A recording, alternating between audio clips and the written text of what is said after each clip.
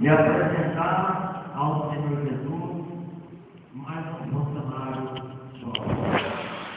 Que o Senhor Jesus, neste momento, olhe para o seu filho, Pai, e receba como instrutor que o Senhor está preparando para manejar a palavra do Senhor Jesus.